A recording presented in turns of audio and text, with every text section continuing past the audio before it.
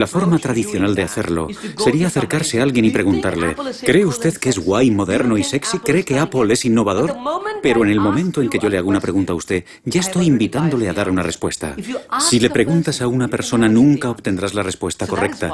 Por eso nosotros la buscamos en lo más profundo del subconsciente, donde está realmente impresa la marca. A los miembros del jurado se les pide que tengan en cuenta una serie de características diferentes. De modo que hacer preguntas a los consumidores no funciona realmente. ¿Pero por qué? ¿Por qué los consumidores no cuentan la verdad? ¿Mienten? ¿Tienen miedo de confesar sus preferencias? Por ejemplo, ¿el brioche por delante de las judías verdes o el chocolate antes que la lechuga? ¿O es porque en realidad no saben cuáles son sus preferencias? ¿Son nuestras elecciones el resultado de nuestras emociones y no de nuestro raciocinio? A los miembros del jurado se les pide que tengan en cuenta una serie de características diferentes. En lo más profundo del subconsciente. Es tranquilizador creer que todo lo que hacemos es medido y sopesado, pero si observamos el modo en el que tomamos las decisiones, veremos que las emociones juegan un papel muy importante. Al principio, el hombre necesitaba un cerebro para respirar, comer, huir del peligro y reproducirse. Y entonces, poco a poco, empezó a querer pensar, conceptualizar y teorizar. Para hacerlo, contaba únicamente con su raciocinio y creía que las emociones eran un obstáculo. Pero estaba equivocado. La razón no es nada sin las emociones. Este reciente descubrimiento se lo debemos en gran parte al estudio de un personaje extraordinario, el estadounidense Phineas Gage. Phineas trabajaba en construcciones de vías ferroviarias a mediados del siglo XIX. Era querido por todos sus colegas de trabajo. Era amable, concienzudo y certero. Era, en una palabra, fiable. Hasta el día en que una palanca le golpeó provocándole la pérdida de masa cerebral. Por increíble que parezca, sobrevivió al accidente y solo perdió el ojo derecho. Tras un periodo de convalecencia volvió al trabajo y fue un desastre. Ya nada fue como antes. Tenía un carácter irascible y era incapaz de tomar una decisión sensata. Phineas fue despedido y durante los 12 años siguientes saltó de empleo en empleo y de empresa en empresa, dejando siempre tras de sí el recuerdo de un hombre insufrible. Gracias a Phineas y otros como él, los científicos descubrieron que el cerebro que piensa, calcula y decide es el mismo cerebro que ríe, llora, ama y experimenta placer. Cuando tomamos una decisión, la emoción tiene la preponderancia. La emoción ayuda al cerebro a examinar toda la información con la que tiene que lidiar. Pero la mayoría de las veces no somos conscientes de esa implicación emocional y siempre justificamos nuestras decisiones racionalmente después del acontecimiento. Por eso preguntas como ¿por qué le gusta ese teléfono móvil? O ¿por qué eligió ese coche? No nos dicen mucho realmente sobre los deseos más profundos del consumidor.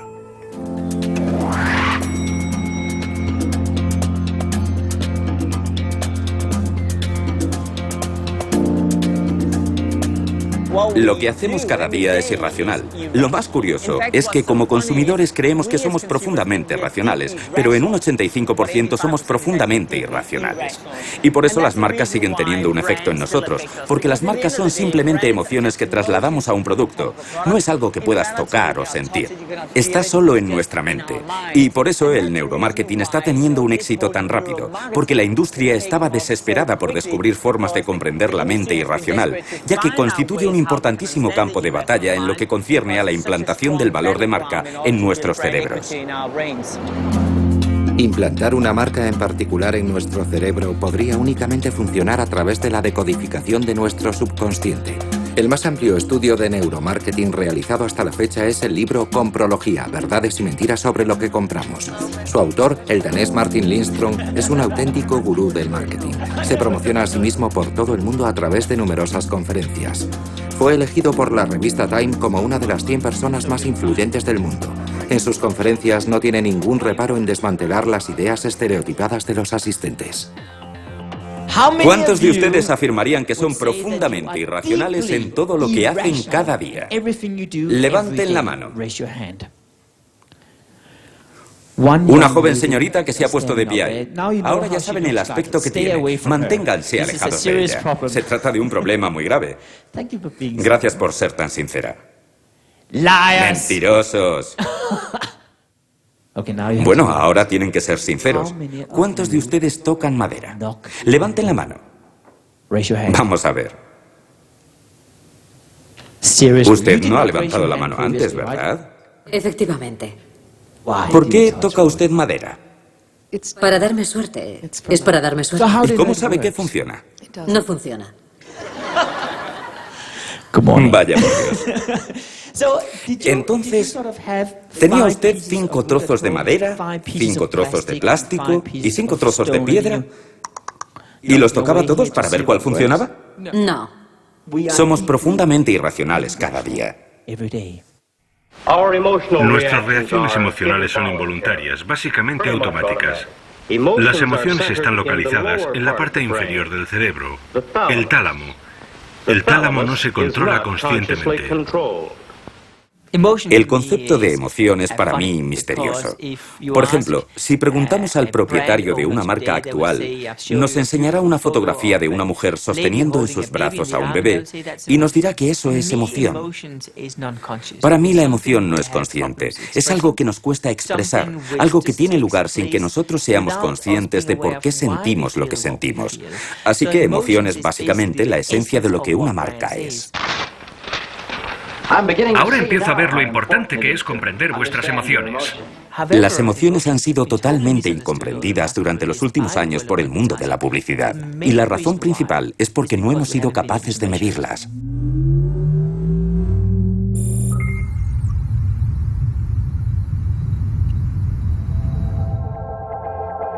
En realidad, mide y registra todo tipo de respuestas emocionales.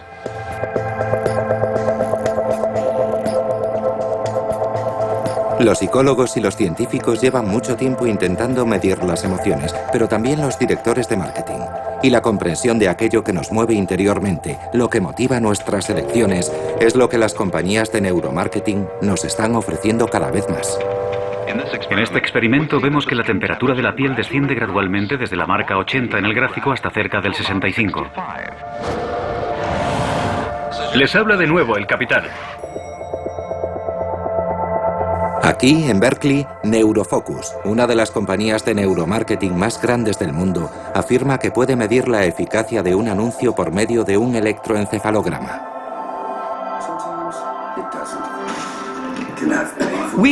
Observamos las ondas cerebrales y tenemos 64 sensores. Cada uno de los sensores monitoriza el cerebro 2000 veces por segundo. De modo que en un segundo obtenemos 128.000 puntos de referencia. Imagínese lo que obtenemos en 30 segundos, lo que obtenemos en un minuto. Miles de millones de puntos de referencia, ¿verdad? Con esto medimos 3 parámetros, solo 3 parámetros, con enorme precisión.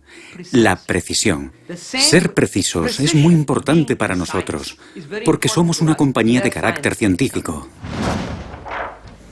Con el cebo Casimir, mi perro vuelve a sonreír. La eficacia publicitaria se apoya en este caso en la tendencia a la felicidad. Si mi perro sonríe, yo sonrío. Optimismo partido por cebo más raíz cuadrada de perro partido por amo es igual a sonrisa al cuadrado. Una compañía de carácter científico. No está mal. Interesante.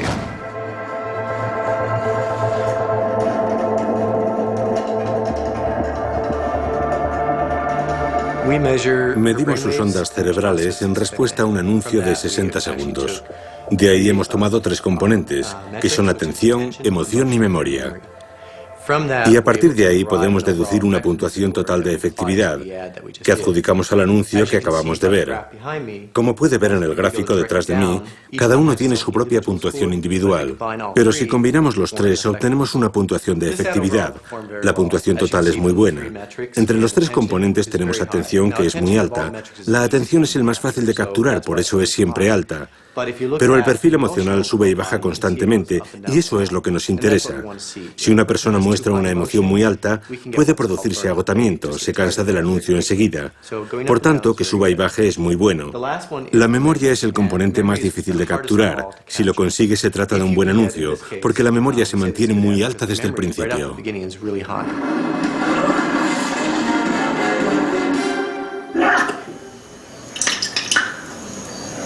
De pardo malo.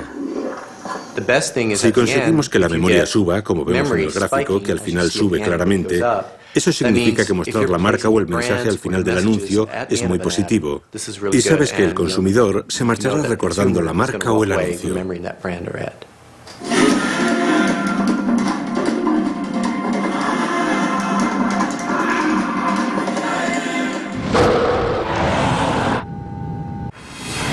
De modo que lo que les interesa a las compañías de neuromarketing es nuestra memoria. Pero ¿qué dicen los científicos acerca del modo en que funciona la memoria? ¿Es realmente tan sencilla de decodificar? ¿Y el hecho de recordar un anuncio garantizará realmente que alguien compre el producto? Hola, soy Fabio Babilone. Encantado de conocerte. Bien, hoy vamos a hacer un electroencefalograma para registrar la actividad de tu cerebro mientras ves una película.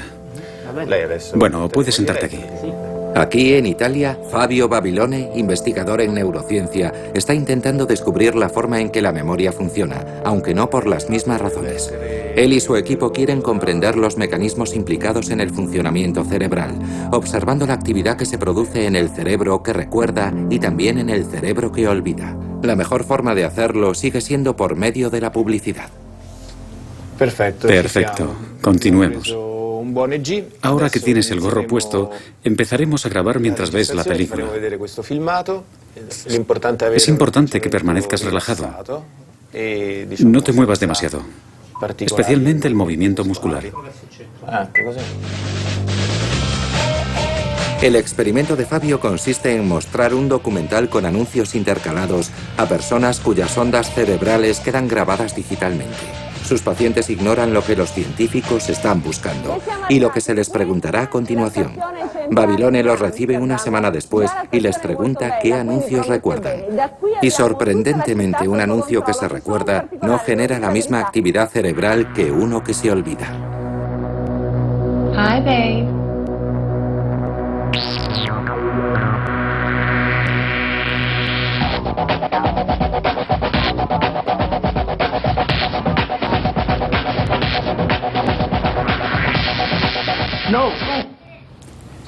Hemos realizado este estudio con 20 personas. Los resultados de estos experimentos muestran que cuando estamos mirando algo que vamos a olvidar, la actividad cerebral está bastante diversificada. Cada zona del cerebro se comunica con zonas circundantes. Para explicarlo de una forma más gráfica, es como si cada zona del cerebro hiciese una llamada telefónica a las zonas circundantes. Diga. Así que esta zona hablará con esta, pero no con esta. Otra zona hablará con esta de aquí, pero no con esta. Cuando vemos anuncios que dejan una huella en nuestra memoria, los resultados muestran que las diferentes zonas del cerebro hacen llamadas de larga distancia, por así decirlo. Así que esta zona hablará realmente con esta, y todas las zonas se intercomunicarán con mayor intensidad.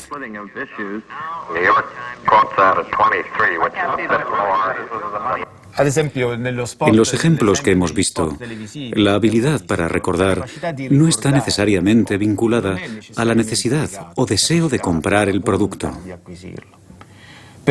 Por ejemplo, yo estoy seguro de que todos recordamos anuncios malísimos y productos que no tenemos intención de comprar.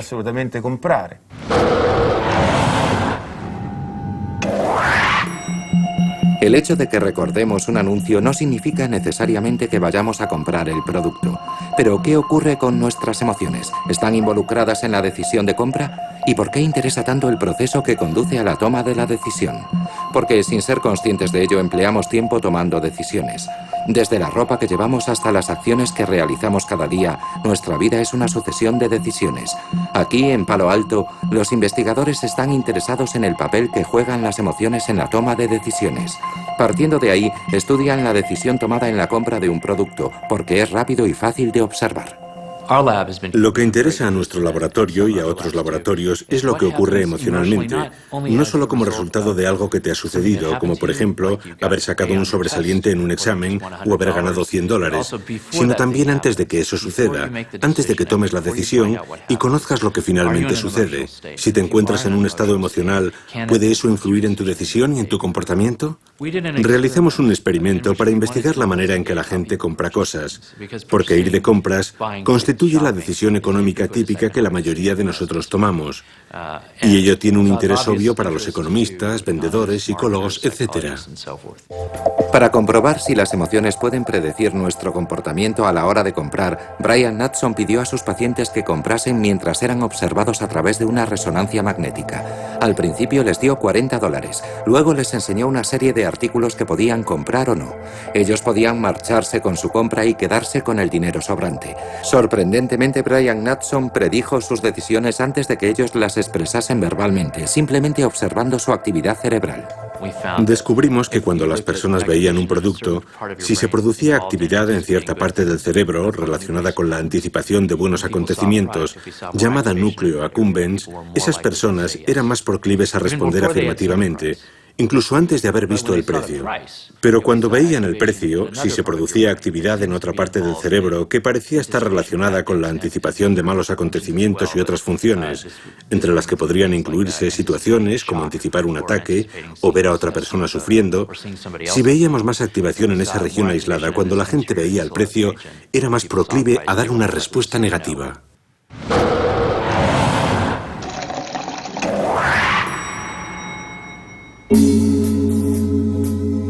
La emoción producida por un anuncio de televisión, el recuerdo, son ahora criterios que pueden medirse.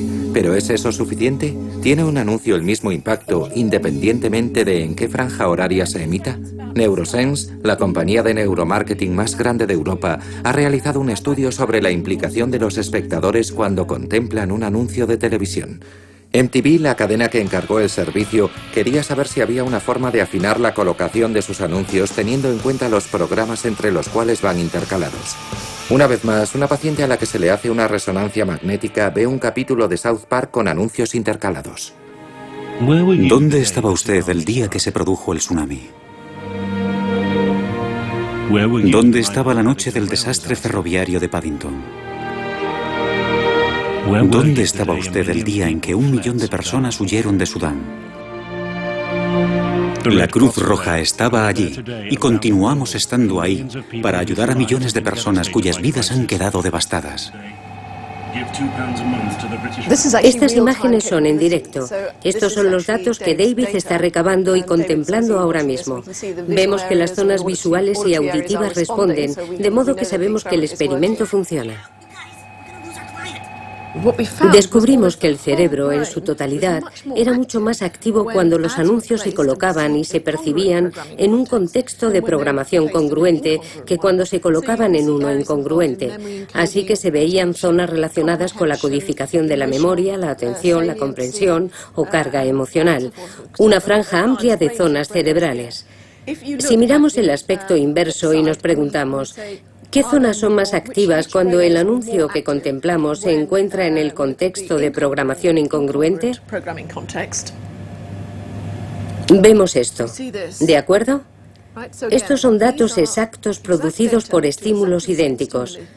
De modo que es evidente que existe realmente una ventaja a la hora de colocar la programación y además podemos cuantificarlo, saber cuánta codificación, por ejemplo codificación de la memoria, se produce en un contexto apropiado, lo que demuestra las ventajas de colocar tu anuncio en un contexto de sentido común en vez de pagar un dineral para que se emita en prime time en un contexto incongruente. ¿Y todo eso no resulta obvio? Quiero decir, si por pura intuición no resulta obvio que no tiene sentido poner un anuncio de Cruz Roja en medio de un capítulo de South Park. Sí, a nosotras nos lo parece, ¿verdad? Pero la cuestión es cómo medir eso.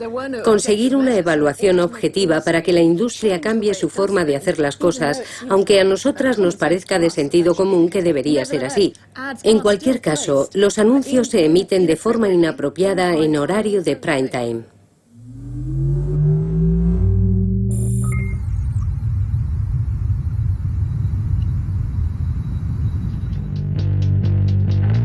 Usted y yo estamos expuestos a 2 millones de anuncios televisivos a lo largo de nuestra vida, lo que equivale a ver 8 horas de anuncios televisivos, 7 días a la semana durante 6 años. No podemos recordar todo eso. De modo que para poder sobrevivir necesitamos seleccionar. Ahora sabemos que nuestro cerebro hace esa selección por nosotros. Si no lo hiciese, estallaríamos.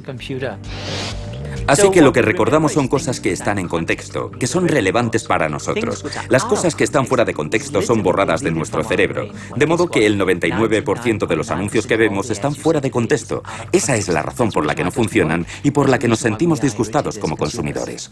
Se trata de un signo alentador. Nuestro cerebro, que ha resultado ser bastante inteligente a fin de cuentas, es capaz de discriminar la enorme masa de publicidad que nos rodea. Sin embargo, pese a su capacidad para ser selectivo, lo que busca es la seguridad. Y aquí fue donde Lindstrom hizo un descubrimiento sorprendente. Los sentimientos de pertenencia a una comunidad funcionan en nuestro cerebro con respecto a las marcas, igual a como lo hacen respecto a la religión. Para apoyar este argumento, Lindstrom recurre a la opinión de un sacerdote.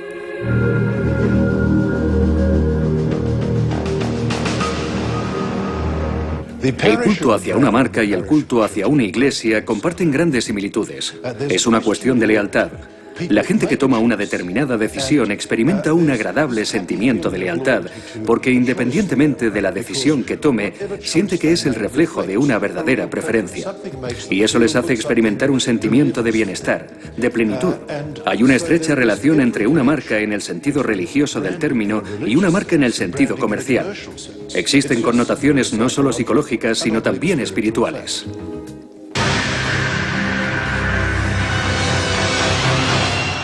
Hace 3 años decidí embarcarme en esto como un reflejo de los resultados del proyecto Comprología. Quería descubrir cuáles son los pilares que hacen de la religión una manifestación tan poderosa. No quiero decir que estemos creando una nueva religión, tan solo estamos aprendiendo del mundo de la religión.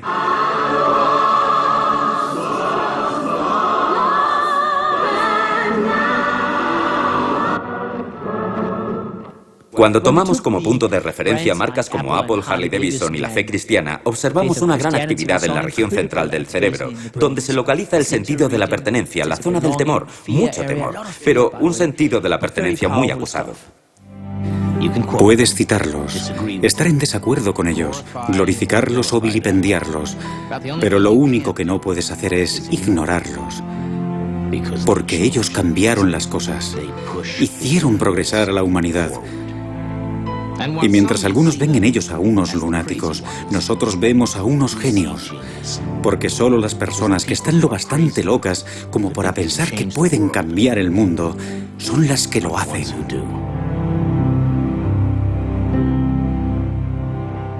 Sin embargo, cuando estudiamos marcas como BP o Microsoft, en comparación con estas otras, la actividad que observamos en el cerebro es prácticamente inexistente. Es muy interesante. Nos indica que no es una simple coincidencia que la religión haya perdurado 2.000 o 3.000 años. Hay algunos elementos fundamentales que afectan a nuestro comportamiento, y puesto que vivimos en un mundo en el que el miedo ocupa un lugar tan preeminente en nuestras vidas, es evidente que las marcas están aprendiendo de los mecanismos de la religión.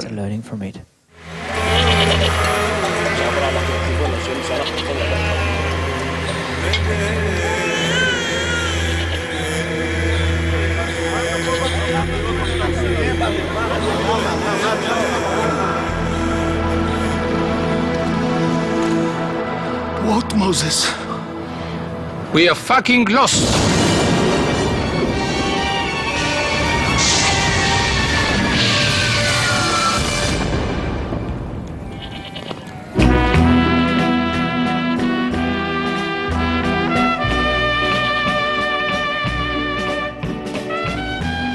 Si le pregunto, ¿es usted fiel a algo?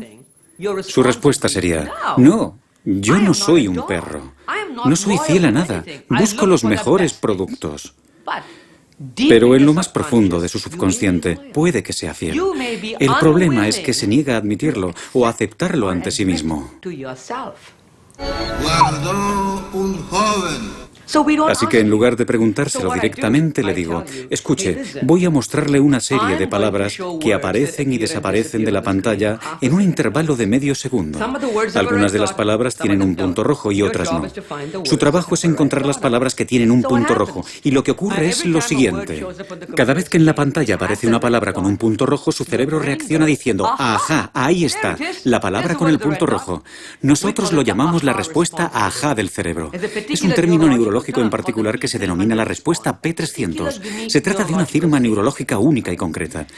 La cuestión es que cada vez que en la pantalla aparece una marca, aunque esa palabra no vaya acompañada de un punto rojo, si tiene una significación profunda en su subconsciente, su cerebro reacciona de todas formas diciendo ajá. La diferencia nos muestra claramente hasta qué punto las marcas resuenan y están profundamente impresas en nuestro subconsciente. Si la publicidad está bien hecha, es como una religión. Contiene al menos alguno de los elementos que la religión ha creado. La religión se apoya sobre 10 pilares, todos ellos muy poderosos, y uno de ellos es lo que llamamos evangelismo. Podría decirse que la publicidad es como la máxima expresión del evangelismo. Es como cuando uno va a la iglesia, y espero no ofender a nadie si digo que una iglesia es como una tienda de marca, solo que su logo tiene forma de cruz. Y eso tiene un poder inmenso. Una iglesia nunca llegaría a estos extremos. Sería una forma demasiado excesiva de publicitarse.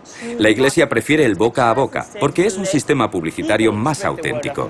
Pues resulta que las marcas están empezando a hacer exactamente lo mismo ahora. Me gustan porque son muy... ¿Cómo diría yo? Son muy untuosos, ¿sabe? No, prefiero mis Danone. ¿Puede un consumidor fiel ayudar a promocionar una marca? Es posible. Pero mientras las marcas recurren a la fidelidad para promocionarse, ¿qué clase de estrategias pueden utilizar los organismos públicos para hacer llegar sus mensajes preventivos al público? Para disuadirles de fumar, por ejemplo. Lindstrom constató con sorpresa dos cosas: que los mensajes del estilo "fumar mata" son inefectivos y que el sexo no vende.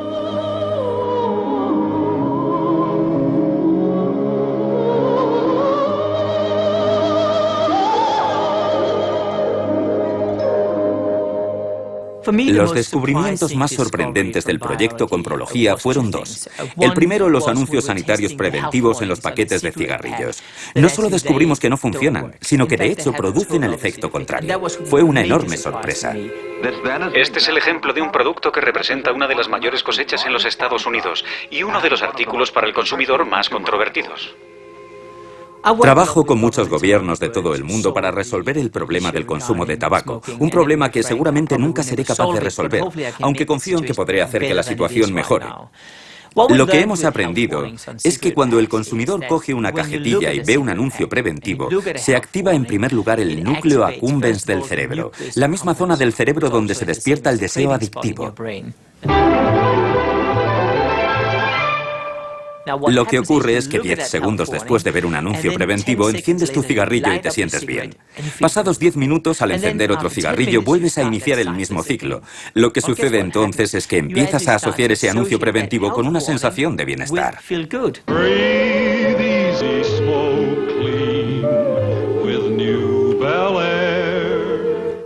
Lo que queremos conseguir es invertir ese proceso, desconectar el vínculo que existe entre el anuncio preventivo y la sensación de bienestar. Y la forma de hacerlo es cambiar constantemente el formato.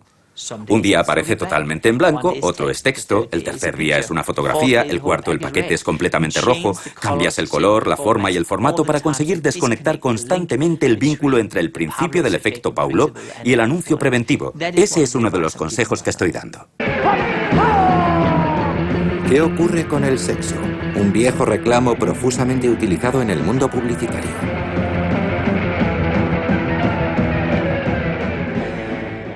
El sexo, publicitariamente hablando, no vende. Lo sabemos gracias a Comprología. Pensábamos que vendía y seguramente lo hizo en el pasado, pero hay dos problemas. Primero, el sexo ocupa un lugar tan preeminente en nuestro cerebro que cuando se hace uso de él, nuestra mente piensa únicamente en el sexo y se olvida de la marca. Quand on n'a rien à cacher, rien à cacher, on le montre. Joker n'a rien à cacher, Joker n'a rien à cacher, rien à cacher. Joker 100% juste, oui, rien à cacher. Joker. Y en segundo lugar, el sexo es hoy en día una materia accesible en todas partes. Puedes entrar en Internet y encontrarlo en 2 minutos. No está envuelto en el misterio como lo estaba hace 10 años. Como consecuencia, no es algo que llame poderosamente la atención. Ya no produce el mismo efecto, por ejemplo, que un anuncio francés de hace muchos años que me viene a la memoria, en el que una mujer aparecía todas las semanas con los pechos ocultos tras un cartel que decía: la semana que viene enseñaré más. Aquella campaña publicitaria cosechó un enorme éxito, fue muy controvertida y por esa razón dio tanto que hablar. Si se hiciese algo así hoy en Francia no tendría ninguna repercusión porque ya lo hemos visto todo, así que el sexo no vende. Les habla de nuevo el capitán.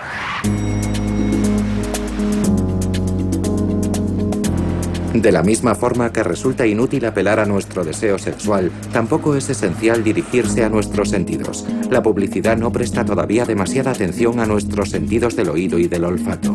La razón de esto, según algunos, está relacionada con la evolución humana. A pesar de tantos años de evolución, aún prevalecen algunos de nuestros instintos primitivos. Parece que esto podría deberse a nuestro cerebro reptil. Algunas compañías, como la empresa Salesbrain, han basado todo su negocio en este argumento. Buenos días. ¿Qué ocurriría si pudiesen crear la percepción adecuada en el cerebro de sus potenciales clientes? ¿Qué ocurriría si pudiesen dirigir su mensaje a la parte del cerebro de sus clientes encargada de tomar las decisiones? ¿Qué representaría para ustedes? Mucho más negocio. ¿Qué representaría para sus negocios? ¿Y si el neuromarketing fuese capaz de ofrecerles una fórmula sencilla para hacer justamente eso? ¿Y si pudiesen crear el discurso infalible en cuestión de 3 horas? I like selling. I like it here. I like the job, too. I just hope the job likes me. ¿Valdría la pena el tiempo que le han dedicado? Sí. ¿Cubriría sus gastos de suscripción a Vistage? Sí, sí. Me alegro. Hola, me llamo Patrick Ramboise. Soy francés. Nadie es perfecto. Como saben, he dedicado mi vida a las ventas y al marketing. No me sentía satisfecho con toda la formación de ventas que había recibido, así que tuve que crear mi propia metodología. Y esto es lo que quisiera hacer con ustedes. Me gustaría repasar desde el punto de vista ejecutivo lo que sabemos sobre el funcionamiento del cerebro. Ayudamos a las empresas a pulsar el botón compra en la mente de sus clientes. El método de Salesbrain es aplicable a todo el mundo porque se basa en la influencia. Se puede aplicar tanto a gente que vende aviones Airbus, plantas nucleares o yogures, incluso a madres que quieren que sus hijos salgan puntuales hacia la escuela. Voy a resumir en un corte transversal lo que sabemos sobre el proceso de toma de decisiones.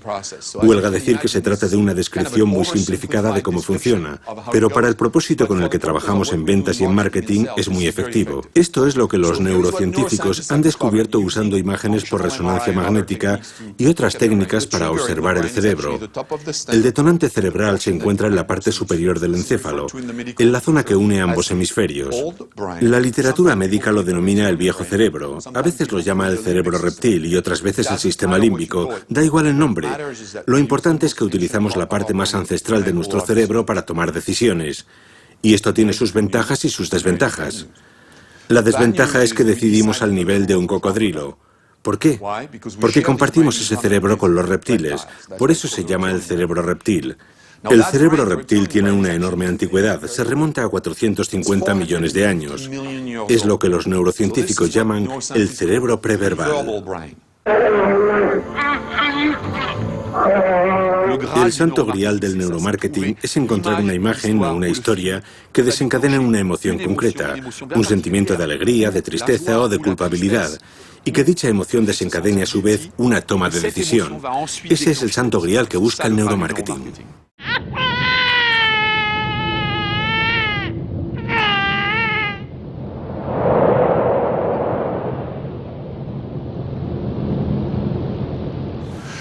¿Cómo se puede ir más allá de las palabras para transmitir un mensaje valioso?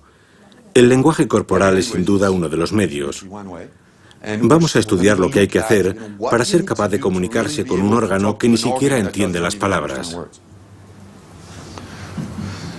Les he mencionado las desventajas, pero resulta que también hay ventajas. Y la gran ventaja es que ese cerebro es tan ancestral, tan primitivo, que resulta casi predecible. Resulta muy sencillo echarle la culpa al cerebro primitivo, también llamado el cerebro reptil. Según una teoría elaborada en los años 60, el cerebro está compuesto de 3 capas. Dicha teoría establece que un cerebro arcaico, el célebre cerebro reptil, constituye la capa más antigua. Heredada de los reptiles, esta capa determinaría una cierta dosis de comportamiento reflejo, como la agresividad y la huida. La capa intermedia, heredada de los primeros mamíferos, sería responsable de comportamientos más complejos y estaría vinculada a la memoria y a las emociones. La capa superior, el neocórtex, posibilitaría el pensamiento abstracto y el lenguaje. Reprimidos a raíz de los sucesivos estadios de la evolución humana, los 3 cerebros tendrían dificultades para comunicarse entre sí. Algo parecido a cuando los ordenadores se enfrentan a nuevos sistemas de codificación. El inconveniente de esta teoría es que se apoya en falsas nociones sobre el funcionamiento y la anatomía del cerebro, y en una imagen falsa de cómo ha evolucionado el cerebro de una especie a otra durante millones de años. En otras palabras, si usted se enfada, no eche la culpa a su cerebro reptil. La sola idea de que puede existir una especie de botón detonador en el cerebro subestima el sistema más complejo que posee nuestro organismo. El cerebro es el órgano más complejo de nuestro cuerpo, tanto en términos funcionales como estructurales. La idea de que tengamos una protuberancia criminal o un botón de compra es completamente falso desde el punto de vista científico, pero es un buen argumento para el marketing. Paul Valéry decía que lo simple es falso y lo que no es simple es inútil. Cuando se trata de vender el neuromarketing, se habla de cerebros reptiles, botones de compra, decisiones inmediatas, contrastes y temores. Por desgracia para los vendedores y por fortuna para nosotros, los consumidores, la decodificación del cerebro es una posibilidad aún muy remota.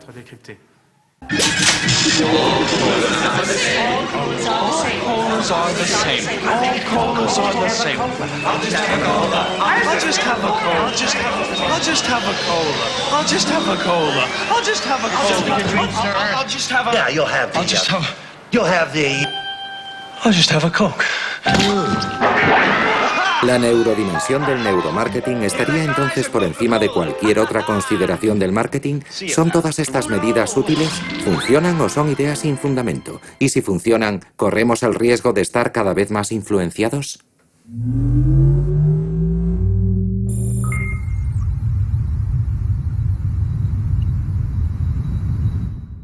Ningún técnico de ventas honesto le dirá que tiene la solución definitiva, es decir, un anuncio que sea efectivo al 100% gracias a la neurociencia. Todo lo que sabemos sobre el cerebro está sobreestimado por los inversores y por la industria. Por otro lado, sería hipócrita afirmar que el neuromarketing no funciona. Hoy nos encontramos en una posición en la que la neurociencia puede contribuir a ayudarnos a entender o a manejar ciertas situaciones y todos coincidimos en que puede resultar útil. Si aporta cosas en estudios de esa naturaleza, cuyo objetivo es el bien público, es evidente que puede ayudarnos a entender el comportamiento del consumidor.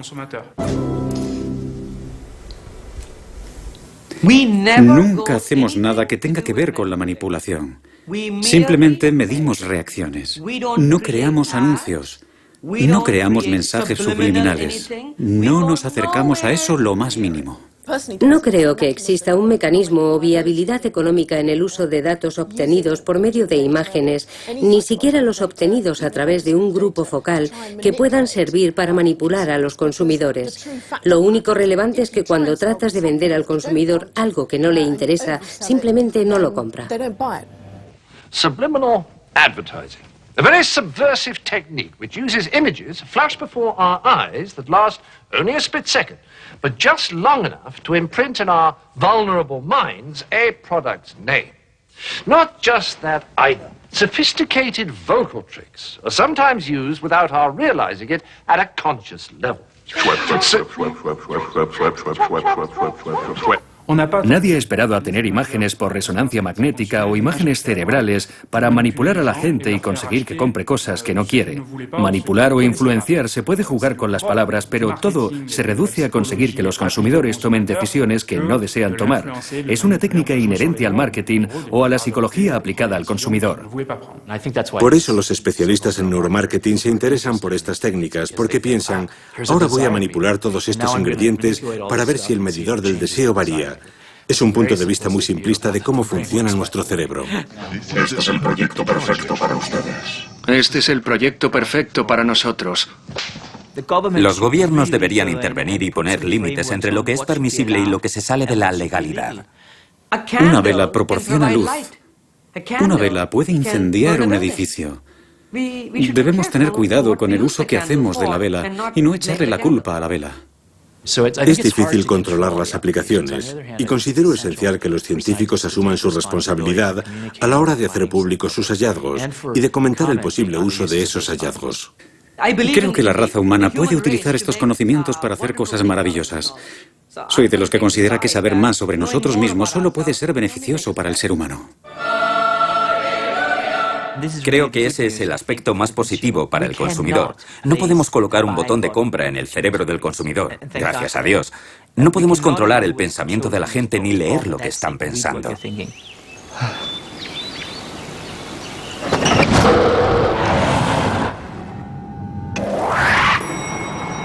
Podemos estar tranquilos. La ciencia, y particularmente la ciencia del neuromarketing, tiene sus límites. Nadie va a leer nuestras mentes, por el momento al menos. Pero, ¿qué ocurrirá en el futuro? Si nos atenemos a los hechos, aquí, en la Universidad de Pittsburgh, el equipo del profesor Marcel Just ha comenzado ya a decodificar nuestros pensamientos. El objetivo no tiene nada que ver con el neuromarketing. Este equipo trabaja principalmente el área del lenguaje, centrándose especialmente en el autismo. Pero, ¿qué sucederá cuando otros tengan acceso a sus resultados? En estos últimos años se han podido utilizar imágenes por resonancia magnética funcional para identificar el contenido de los pensamientos de la gente. Empleando nuevas técnicas de computación, técnicas de aprendizaje a través de las máquinas, hemos descubierto la relación entre zonas específicas de actividad cerebral con determinados pensamientos. ¿Cómo te encuentras, Justin? ¿Listo para empezar? Sí. Muy bien, tardaremos unos 5 minutos y medio. Procura permanecer lo más quieto posible. Marcel Just ha desarrollado un programa de software capaz de reconocer palabras pensadas por los pacientes que se someten a un escáner de resonancia magnética. Palabras que el ordenador adivina observando su actividad cerebral. Creo que la palabra es apartamento. Respuesta correcta. Eso es, lo ha acertado. Ha acertado 10 de 10 en una prueba con 2 posibles respuestas. Ha hecho pleno. Para todos nosotros significa que, hasta cierto punto, cuando pensamos en una silla, en una manzana, en un martillo o en cualquier otro objeto material, nuestros cerebros reaccionan de una forma muy similar.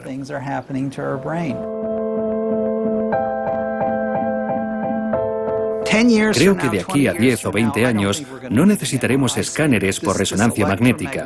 Es una actividad electromagnética que se produce en el cerebro y algunos sensores serán capaces de detectarla. Es muy posible que dispongamos de algún aparato portátil que sea capaz de ver lo que ocurre en el cerebro de una persona. Pasaremos a ser una especie de colonia nudista mental. No sé cómo se podrá evitar el mal uso de ello. Creo que es un nuevo conocimiento realmente maravilloso, pero también estoy seguro de que podrá utilizarse con malos propósitos. La gente se pregunta, ¿qué pasará con los interrogatorios policiales? ¿Qué pasará con el neuromarketing?